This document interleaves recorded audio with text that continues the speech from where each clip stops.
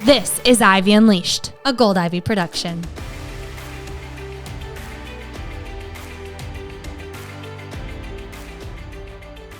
Just a real quick thing for anybody who's unaware. Ayahuasca is a plant medicine that is traditionally used in South America, Colombia, Costa Rica, these old traditions. And what people have been finding them for more and more now is to help treat PTSD, depression, a lot of mental health issues, addictions. And I first learned about it, I think, on a Tim Ferriss podcast in 2015. Was very curious, but I didn't know anybody who did anything like that. Don't know how to find it. So didn't do much digging into it. And then the story I shared with you earlier, 2018, I went to the mental health clinic. One of my friends reached out in the DMs and he said, "Hey, have you heard of ayahuasca?" And I said, "Actually, I have, but I, don't know much about it." So he connected me with a retreat where you do ayahuasca for 5 nights. And I was like, I'm going, I'm down. This was February 2019. Now I was on meds. So that was June 2018 or July, something like that. I was on meds through that whole time. But before you do it, you have to get off your medication. So like preparing, I go do this thing.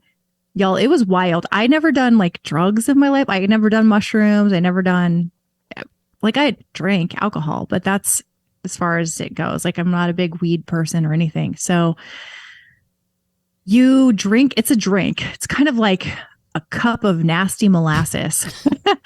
And you drink it and then you go sit and you wait for the experience to hit you. Be a funny drunk, you might get tired, but there's a certain thing. With ayahuasca, one night you could drink it, have one experience. One night you drink it, you have a completely different experience. You don't know what the fuck you're getting. So, and people can see things. They can feel like they're an animal. They can feel like the gamut is like, it's a huge wild ride. So needless to say, I was terrified. Did you know this going in? I did, which made me so much more scared. Why did you still decide to do it? Because you were like, something needs to change. I was so desperate, and I had heard so many people get off their meds and that it had changed people's lives. And so I thought this would be so amazing if I didn't have to be on medication my whole life. And if I find that's worked for me. So I was ready to do it, but I was scared. I thought I was open, but probably not as open as I really could have been. But you still had a lot of skepticism. Yeah. I had a lot of skepticism too, because a lot of my friends who had done it are very like woo woo and a little bit out there. And I always say that I'm one woo, like I'm woo enough, but I got a lot of, I need there to be like proof and science and stuff too. I've had a lot of supernatural things happen to me, or things that just aren't explainable, or very, wild and crazy circumstances. So I can't dismiss those, but I'm also like, I don't think that we manifest everything and the universe is conspiring against us, or whatever. So I went in the first night, I drank the stuff, honestly didn't feel much of anything, but I'll tell you, people around me, they were on a ride, and I was just like, what the fuck did I get into? Like, this is weird as shit. I remember thinking, if somebody just walked in off the street, they would have been like, what is going on in this crazy cult room? There was people screaming, crying, throwing up. It's a purgative, so a lot of people do puke. So you go into this space and they have these buckets, and not everybody pukes, but there's a high chance. So you get a bucket. So that's also, I'm like, great. I'm so scared I'm going to throw up. I was nervous. Nothing happened the first night. However, this girl, she started screaming. She was like, "Get him off me, get him off me, get him off me." And I'm like, oh my God, someone's getting attacked. So I look around. I don't see anybody. I realize she's in her head having like a flashback of something that happened to her. And the next day I was messed up. I'm like, this stuff is not good for you. This is bringing up flashbacks. She just relived some trauma. That can't be good for her. And I'm like, I don't know if I could do this again, but we're supposed to do it again that night. We're supposed to do 5 nights in a row. And I was like, this is bullshit. So, by the way, I think I don't know if this is episode 55, but there's 2 hours of me sharing the whole story on the podcast. So if you want to listen to it all, it's there. Next night, I was like, Jill decided, she opted out. She's like, nope, I'm not going back. I went back. She's like, sorry, I'm going to go to bed early. Have fun. I went this second night, terrified as shit. And about 2 hours into it, I had a really beautiful experience where basically I saw my own funeral and I saw the people who loved and cared about me. And it was just it was a really amazing experience. And then I heard the girl screaming again. She snapped me out of it. Like I was kind of going in this like high, and then I was like sobered up as soon as I heard her screaming. This time she's screaming, get more details, that it was her dad and she was a baby, obviously being like sexually abused as a child. And I was like, Jesus, man, like this, like I just had a good experience. And then I was like, oh my God, this is messing her up. Third night, drank again, didn't have much experience, kind of just passed out. Fourth night, I had another really vivid piece. But what also happened was the girl started screaming again. And I was like, I can't do this. So I put my fingers in my ears. I'm like, fuck off. I cannot like let her ruin this. I put my fingers in my ears and I heard this voice, not audibly, but in my head, I guess, that said, you cannot shut out other people's suffering. You can't hide from other people's suffering. And I was like, ugh. And then I also heard she just needs to be heard. And I was like, oh, so I put my fingers out of my ears and then she just stopped. And that was like a huge lesson for me of like, we can't like close our eyes to other people's suffering. And people do just need to be heard. So often people are just hurting and hurting. And I don't know what she needed. That was a lesson for me. But I know now one thing I took out of ayahuasca is I listen to people's stories. I know some people just need to tell someone and they just need someone to hear that they've been through something too. And the last night I had a very beautiful experience that had to do with grieving and my daughter giving her up for adoption. And you can listen to that on the episode. But it all wrapped up very beautifully. And also that girl by the end, she shared with everyone how she had such a transformation and forgiveness. And so I think that it's a very powerful, powerful medicine. You need to be around people who can hold space for it. I just got back doing it with my boyfriend in Costa Rica, and I had a beautiful experience. Actually, the second night I laughed for 2 straight hours. I don't even know what the hell they put in that ayahuasca, but I was giggling and it was the best I'd ever felt. But it's very powerful stuff. It's not anything you want to do like as a party drug. It's not, I would never, ever do it like just on my own. I think it's a very sacred medicine that needs to be done in the right set and setting. And you have to be prepared for what can come up. And you need to be around people who can help you process what comes up, because it can be really heavy shit. Like that girl, it can be really light, like my giggling night. But what comes out, I think, is what you need.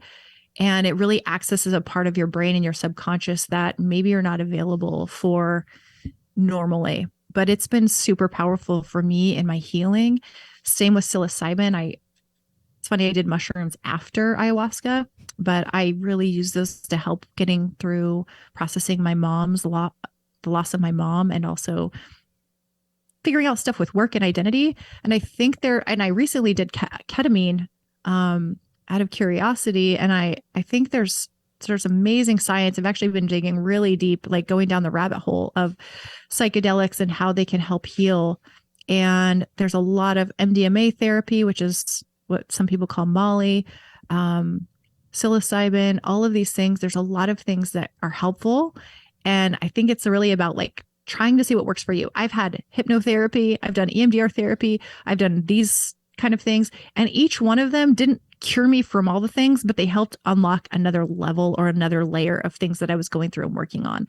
And what I've realized as I've done more and more is like, there's so many damn layers. I'm like, of course, probably obviously with all of the traumas, there's layers, but it's also made me more compassionate. It's also helped me recognize that what happens to me is not like who I am, or that's not my future. And these medicines have given me a different outlook and a way to process in ways that I couldn't normally. Some of it's been weird, and I think you have to be really open. I don't think you have to do it, but I think it's a tool. And right now it's not legal in the United States, although there are places you could do it in the United States. But if you want to find spots, you can always DM me and I could point you in a few directions that I know are safe at least. I'm glad you mentioned safe, because I think that's what it's about, is in a controllable environment, right? That is, because if these feelings do come up, then having that safe place to go. So were there like counselors there that were able to help people after? What did that look like? You take this drug and then what? You have this trip and then what? So at the first place I went to, there was a lot of people going around, just kind of like this. The second night I was bawling my brains out. I went outside and someone was there just to like comfort me, make sure I was good. There's I don't want to call them sitters, but they are very, very, I mean, this is what they do. Like they have seen everything you could see with people in the medicine. And then afterwards, they call it integration. And so integration is like talking through what you saw, what came up for you, and really processing it. What we just did in Costa Rica this week, we actually did an integration call on Sunday, which was like, okay, now that you're home, how are you integrating what you just learned while you were there? Because you had a lot of insights and ahas, and how are you managing? And so really integration is a big part of it. And yes, at the first place I went, they had nurses and doctors on staff. I don't think they were quite necessary, but I think it's mostly for people to feel better. And I did feel better having them there. I thought the last place we went could have had that as just like for the people who are a little bit more like sciencey, like just make them feel better. But yeah, it's really about setting up a safe space. I think trusting people who've done this many, many, many times. I wouldn't, like I said, I wouldn't ever do it as like a party drug. I wouldn't even do mushrooms. Like my boyfriend, he's like, oh, I'll go to a concert and take mushrooms. I won't. I will only do mushrooms as like a therapeutic. I do this when I need to process things. I'm not going to do it as just like a take it to feel good kind of thing. I just have a little bit more respect for it than that. And I think those kind of medicines can take you into a place you're not quite ready or wanting to go. So my very first psilocybin journey was one-on-one with a woman who just does it secretly out of her house. But this is literally her life's work, as she facilitates and just makes sure you're safe and make sure you're good. And then she was there to talk through what was coming up for me. And a lot of it is talking through it. And sometimes it could just be somebody sitting there with you, making sure you feel safe. I have so many questions. Well, just like, and I'm just gonna be honest, like part of my nature is like judgment of like, oh, drugs, like these are drugs, and like you said, like this isn't something you normally do. It's not like, but it makes me think of, we have a podcast, we talk about everything under the sun, and so do you. So I'm curious about just judgment in your life and how you've handled it with being so vulnerable with these things that you've experienced, with things that are typically taboo to talk about, like teen pregnancy and drugs and suicide and like a million things you talk about in your podcast. Like, how do you handle what people say or think? Like, how has that been kind of being in the public eye and handling that? Yeah. I think when I share stories that are vulnerable, often we judge something when we have a preconceived idea of what it is. And so when I went to Costa Rica the first time, I came home. Jill was with me. We went to Vegas to see my parents, and my mom was like, I can't believe you went and did drugs. She was so mad at me. And I was raised Mormon. Like, they don't drink coffee, no sex before marriage, like very strict religion, right? They don't drink coffee? No. Why? No coffee. It's a stimulant. Yeah. It's a drug. I don't know. There's different ideas of why, but mainly because the prophet said no. So no drugs, no alcohol, no coffee, no tea. No tea? Yeah, no coffee or tea, except herbal tea. No black tea. So this is where I'm coming into, right? So my mom was very upset. I can't believe you did drugs. And I said, Mom, listen. And I told her the whole story, like the girl crying and what I came out with. And by the end of me telling her, she goes, I am so proud of you. I mean, 180 to where she was mad at me for doing drugs to saying she was so proud of me.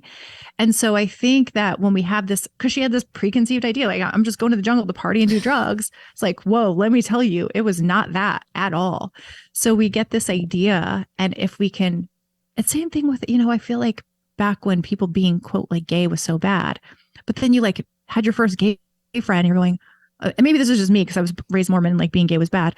But I remember my parents talking about that stuff and I'm like, I met a gay person. I'm like, they're really nice. Oh, not everyone who's gay is bad, or not. Like even racism, like in the 20s and 30s, and like people hated black people, white people hated black people. And then they made a black person, they have a black friend. They're like, oh, they're not so bad.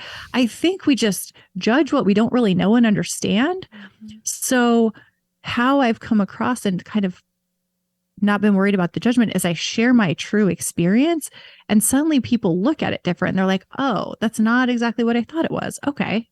Maybe it's not just drugs in the jungle. Maybe it's like suicide is, because some people really think suicide is selfish and the worst thing you could do. And it's like, actually, if you're in the mind of somebody who's suicidal, they think that they're saving you. They think they're being a burden and they don't want to weigh you down. Like probably most people who've killed themselves didn't do it to hurt their family, to be selfish. They thought they were helping their family by not being here anymore. And it's just a different way of thinking about it. So I think my sharing helps people like strip the judgment and go, oh, because this is the thing. Everyone judges, we all do. But they're looking at me and they're like, oh, seems smart. So now this doesn't work. This doesn't like fit my idea of like what this is and this is. Or she seems like pretty or good looking or something. Like they put me in this bucket and then they put this other stuff in the bucket. And now suddenly those two things don't connect. And now they have to like change their idea of what it is. Yeah. It's like a cognitive dissonance. Mm-hmm. So if they think, okay, people who do drugs look like this, and then Danny looks like this, and wait a second, she does drugs, like, now my brain is malfunctioning. And now I'm going to have to open up my paradigm of what I think this looks like. And I was raised in the DARE program and Say No to Drugs and like the whole drug era. So I had the same shit for myself. That's why I said the first time, I think I was not as open-minded. I just sat in the room, even judging it as I was doing it. I remember thinking, what the hell kind of person comes to one of these things? And I'm like, I'm here. It's me. I'm like, I was judging everybody in that room. I'm like, why are these people here? This is so weird. And I'm like, I'm here. This is so weird. Like, what are we doing here? So I think sharing it and taking off like what the ideas are and just getting real with like, yes, this part is true and this part is maybe not true, and letting people kind of sort that out. It helps.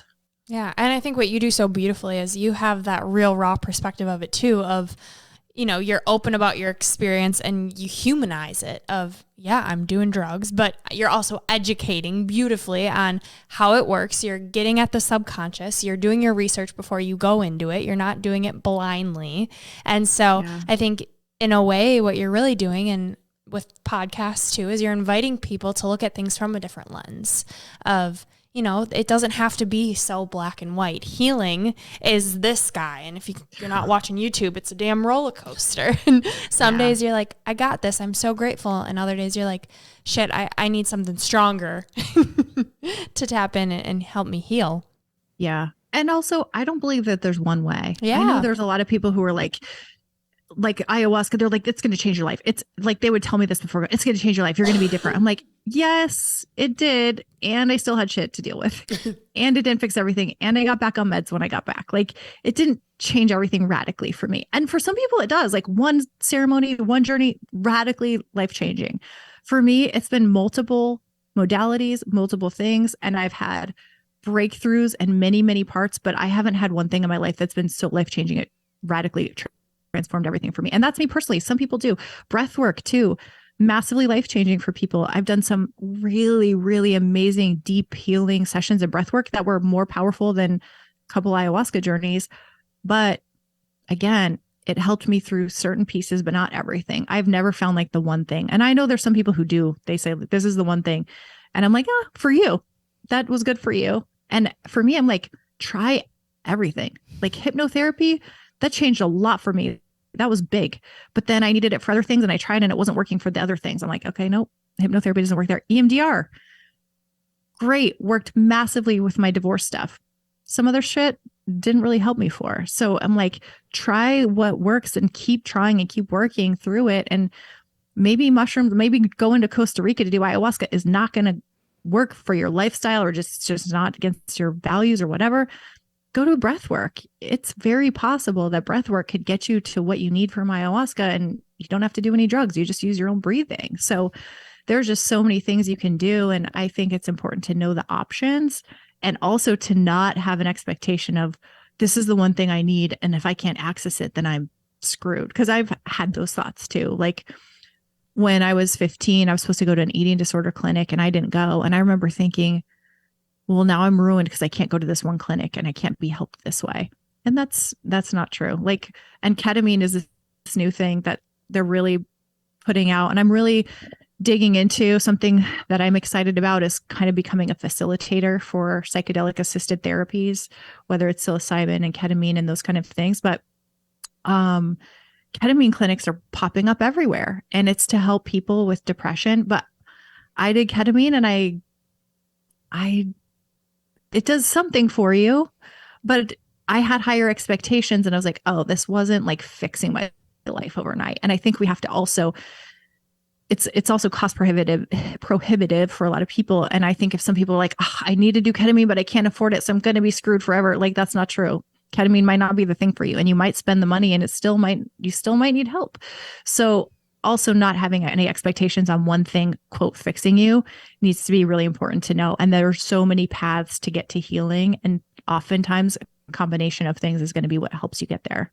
I think knowing too that looks so different for everyone is empowering. Yeah. Right? Okay, they did this, this, and this, but I can't afford that. Well, that doesn't mean that I can't still heal. I can look at all of the free resources online. I can see what people like Danny J did that I could afford, or breath work. Like, there's so much. And for me, just that mindset was empowering of, you know, being curious and getting excited about it, of what could I tap into? What could I try?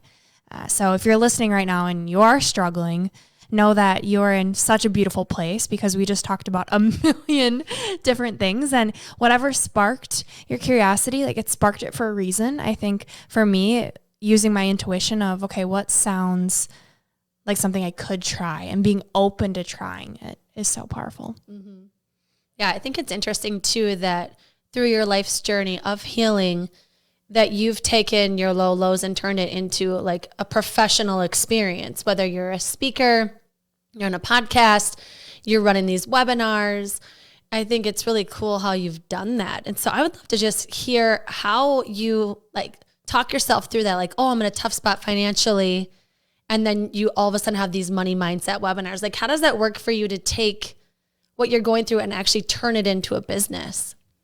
Yeah. So the business, you know, started off in fitness, and so I was a fitness competitor, super lean. I mean, like 6-pack abs year round. I did like a body fat analysis. I was like 9% body fat, didn't have a period. I mean, I was super, super lean, super strict with my food.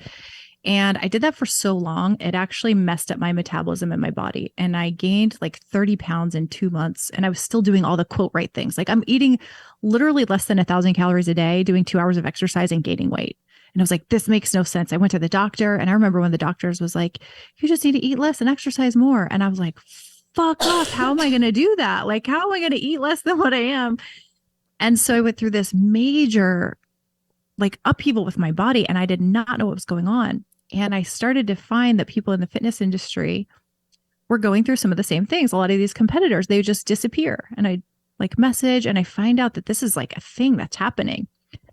And I was so upset about it.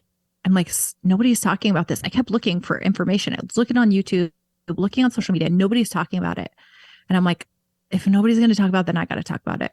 So I opened up my laptop, used my little camera on my laptop thing, hit record, and I just started talking. And I basically was like, here's what's going on with me. I've gained all this weight. I don't know what to do. I was embarrassed to be seen. Like, everybody had seen me in these pictures. I'm so lean. And I'm like, I'm going to share this. And I remember thinking, if I publish this, I'm going to be blackballed from the fitness industry. I'm going to lose credibility. No clients are going to hire me, and I'm done. But I'm like, I can't keep silent anymore.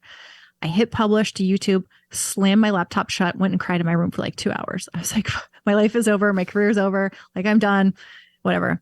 Come back, open my laptop. I've got like 100 emails. All these girls like, oh my gosh, thank you for saying something. Oh my God, this is happening to me. Like, more emails than I've ever gotten from any video in my life. Thank you for sharing this. And that was this piece. And I had this idea in my head. I'm like, if there's anything I ever don't want to talk about, that's the thing I have to share. And so a couple years later, struggling with finances, the economy crashed. My ex-husband and I, we lost our house. We had to move.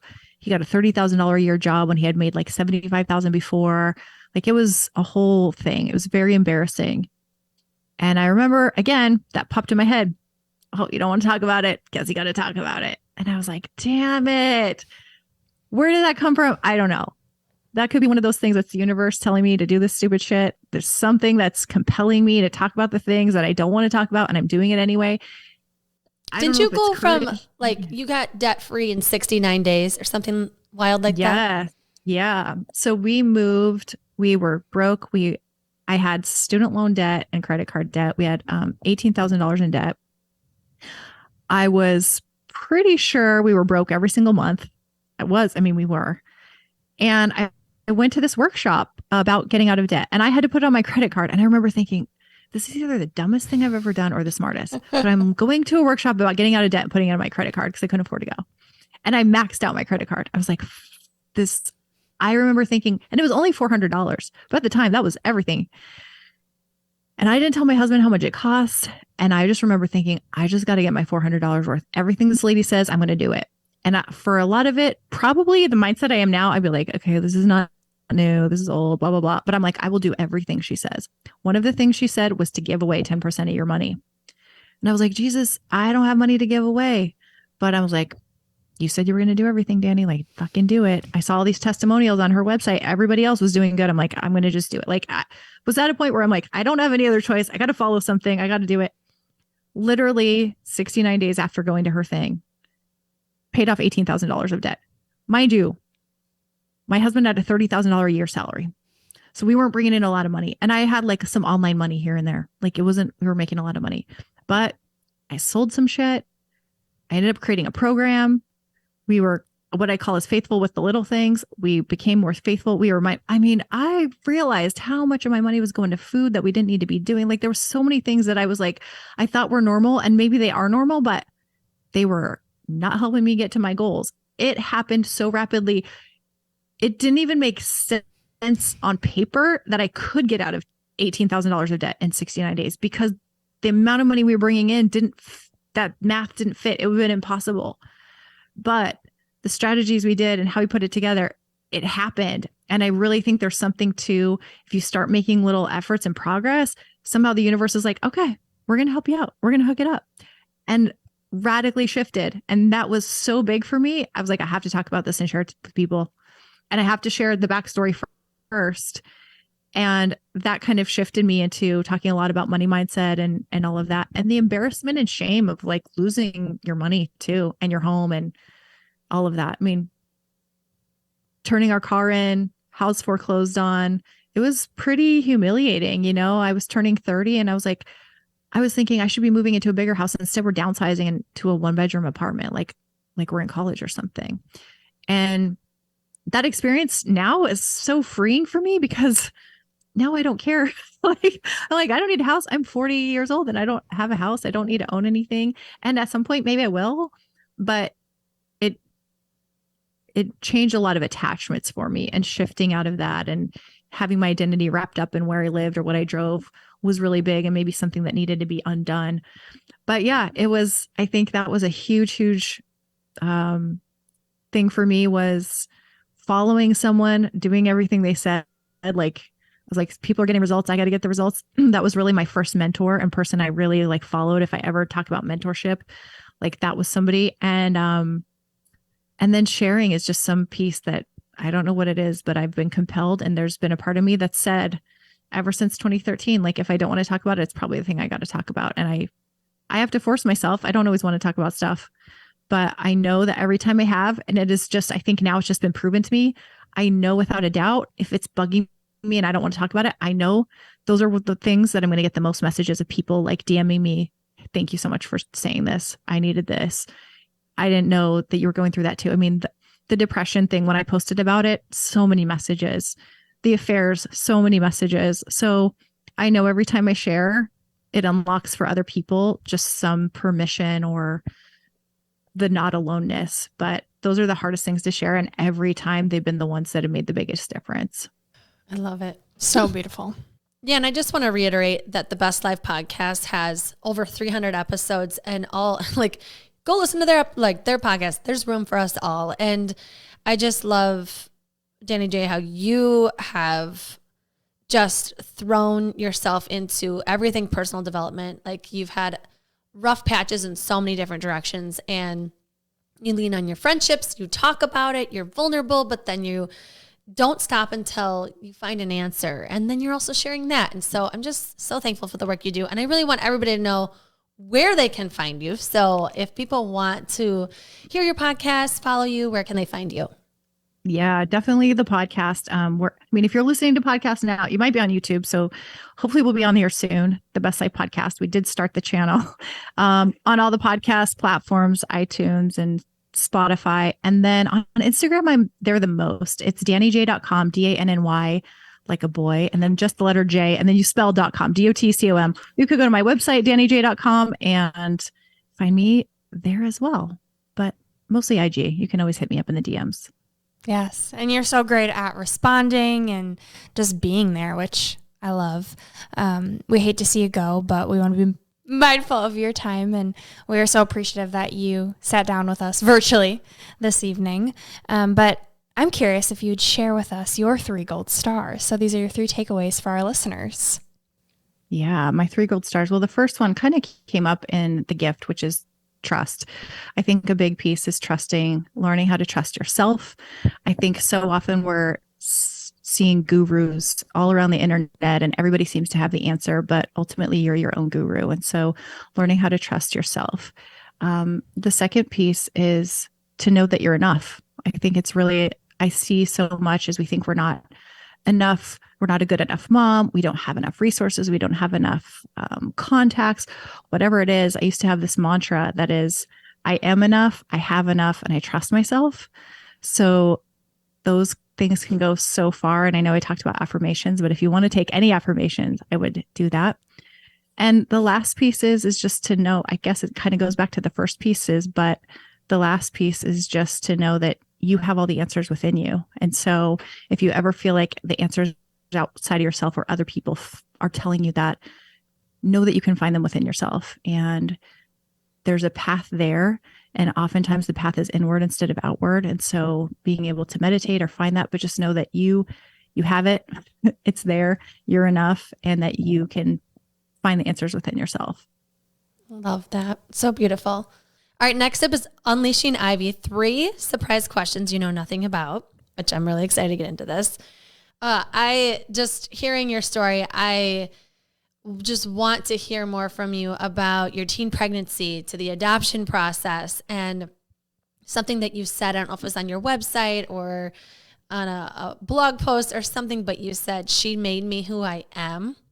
I just feel like the whole experience is so powerful. So I'm just curious, she made you who you are. Like, what does that mean for me? Where does that come from? I mean, I guess to understand that, you have to know what a dark, dark place I was in and how I did not want to be here. And so I feel like that experience of having her and then making the decision to stay here, meaning stay on this planet and not take myself out through suicide, was like the catalyst for everything. And part of that was, as well, as I had always hoped that one day she would want to meet me, because I didn't ever want her to think I gave her away because she wasn't wanted or because there was something wrong with her. I recognized very much that it was my faults that I couldn't keep her and that I couldn't provide for her. And I never wanted her to think that there was any other reason except it was, it was me. And the reason I chose adoption was I wanted to be able to give her what I couldn't. I wanted her to be able to go to dance classes and gymnastics and things like that a 16-year-old couldn't afford, at least not any way that I could imagine at the time. And so I always hoped that she would want to meet me. And so because of that, I remember thinking that I hope if she meets me, she'll be proud of me. Because what if my worst case scenario is if she gets to turn 18 and I'm still suicidal and I wasted my life and I gave her away, and for what? I guess my thought of her future judgment of why'd you give me away for if you still were shitty? So everything I ever did after that in the back of my mind was to make her proud of me, to be better. And, I was in 10th grade when I had her. I was not doing well in school. And after that summer I had her, I pulled straight A's. I graduated early. I was like, I'm going to go to college. I'm going to get a master's degree. I did all of these things because I was like, I need to be better. And when and if she ever meets me, she's going to be like, oh, you made something of yourself. This wasn't for no reason. So that is really where it comes from, is everything I did was to make her proud of me. And the irony is when I did finally meet her, she was 18 years old. And I remember sitting there thinking about my whole life, like if I was ready to see her, if I was embarrassed. And I was like, you know what? I'm looking at a teenager, and she was so adorable and so great. But I was like, she's a teenager. And if she's not proud of me, I actually don't care. I realized that all this whole time, like I was proud of myself. And while I did it all because I wanted that from her, I could have been okay. I could have understood if she was mad at me still, or if she wasn't happy about the situation. But I just think she made me who I am because I did so much my whole life for her and for that like affirmation from her. And she's the reason I'm even here, and the reason I didn't decide to just off myself at 15. God, I'm so grateful for her because I'm so grateful that you are still here. Such a blessing to so many people. You have touched so many lives. And although it's painful what you're going through and what you continue to go through, and you pull the gifts from it, you know, you're really using your mess as your message. And it's so beautiful. So I just wanted you to know that. I know we just met, but I'm so grateful that you're here. Thank you. I appreciate that. Yeah. And to get into a different topic, but something that you are big on, money. Right now, that's where my mindset is because I'm trying to get out of medical debt with my health. And so around money mindset, what would you say is the most powerful mindset that has really shifted things for you? Or maybe just within that realm, what's made the biggest difference for you? Easy answer. Faithful with the little things. It is this principle, and I'm not religious. I was raised in a heavily religious church, but there's a part in the Bible that says he's faithful with the little things will be made ruler over much. And my mentor who shared this, she gave this example of, if I gave you like 10 cents, could you give away a dime? It's like, yeah, who the fuck cares? Like 9 cents, 10 cents. What's the big deal? If I give you $1, could you give away 10 cents? You're like, sure, same thing. And she keep going up like this basic 10%. Like if I gave you $100, can you give away 10 of that? And it's like, yeah, of course I can. So many people will say like, I'll give away money once I'm rich. But you say, if I gave you $1 million, will you give away 100,000? Now you're like, maybe not so much. I don't want to give away $100,000. So we have these like ideas of what we'll do when we have more money, but we actually don't have a lot of generosity built in. But also the faithful with the little things part is that if all you're given is your salary is $2,500 a month, but you're complaining that it's not enough and you can't make your bills and you're pissed off, why do you deserve to have any more? And the example I usually use is this. Like, we all know kids. If you don't have kids, like think about a 6 or 7-year-old. Let's say they want an iPad for Christmas, and you save all your money, you get them an iPad and you give it to them, and they're like, ew, I didn't want this color. And then they just drop it and crack the screen. Would you get the kid a new iPad? Hell no. Like, most people be like, you ungrateful. Like, I'm not going to give you another, like, look, I gave you a really nice iPad and you broke it and it's not the right color. Like, screw you. So why would the universe give you more money when you're complaining about what you have? Same thing with social media. So many people I worked with, they do business, social media stuff. And they're like, I only have 1,000 followers. Why would you deserve 100,000 followers if you're not even giving value or service to the 1,000 that you have or the 100 that you have? So the biggest thing I learned was I was being so, I was not being faithful with the money that I had. I was spending money I didn't have. I was complaining about the money I did get. And that was so massive to like really, really be faithful with what I had. And as soon as I was faithful with what I had, I started getting more. And it's just a magical principle. But I think faithful with and this just became my mantra with money. I remember every time I was buying something, I'm like, is this being faithful? Is this being faithful? If I'm going, like, if you're broke and you're going to Starbucks, you're like, you can ask yourself, is this being faithful? And if it's not, then you could go, okay, it's not, put it back. For some people, Starbucks is not a big deal. Like, that's not the enemy of all of our finances. But for some of you, might be talking to you, maybe right now it is. So the simple question of I being faithful with this that I've been given, that changed my life. So that is the one thing that I can tell you without any, like, no hesitation to think of that answer. That's awesome. Thank you. I love that too, of being grateful for what you have, because as it goes up and up, you always have those things like, well, when I get that though, when I get that bonus though, yeah. Or when I do this, when I get that, then I'll be happy. It's like you're chasing the more, and it's always going to be more. Yeah. Mindset. Whew. I love those. Thank you. All right. And last question, Danny J, what is one thing you wish you would have known sooner? So many things. One thing I wish I would have known sooner. I guess I know that life doesn't go according to plan, but I think that one thing I wish I would have known sooner is that even though things might be different or look different or not go how you think it was, that they can still be so beautiful or better than you imagined.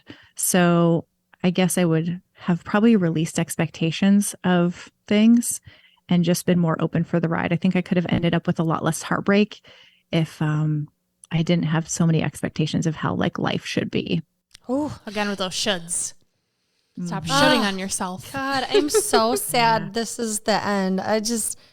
Your life has been so full of ups and downs and lefts and rights, and just the way that you've pieced it into this beautiful message that's going to keep happening. Like, I'm going to hold tight to the Danny J ride and listen to all of the advice you have, because oh my God, it's just so beautiful, and you're so real and raw. And like, not only that, like, you're so calm, like for what you've been through, like you could just be like this very anxious, angry lady. And you're just like so funny and calm and sweet and down to earth. And so I'm so happy we got to meet you, and I'm so grateful for the time we had with you today. Thank you. I was going to say, you didn't see me during all of the years. So there were definitely times in 2017, not so calm, definitely times last year, not so calm, but it's a process. So it's just, we're in meeting yourself where you're at. Like, here's where I am at right now, but talk to me in 6 months, right after a big disaster, who knows where I'll be. But again, back to all of these tools, I know I could get back to here again. And we just have to trust ourselves in that. Like, we're going to go through some crazy shit, but we can always get back, and we can come back better. Yes, come back to that harmony within your body and your mind. I love it. Well, last but not least, we leave our listeners with a piece of gold. Danny, would you like to share yours with us? Yeah. So, I feel like I should find a new quote, but the quote that I've always gone back to, that I used in the fitness days and still to this day, is Henry Ford. Whether you think you can or think you can't, you're right. And I think it's just this piece of, our thoughts are so powerful and they really dictate everything. And so we got to be really, really careful and mindful of how we think and what we think about. This is Gold Ivy signing off. Listen to your truth and go chase your gold.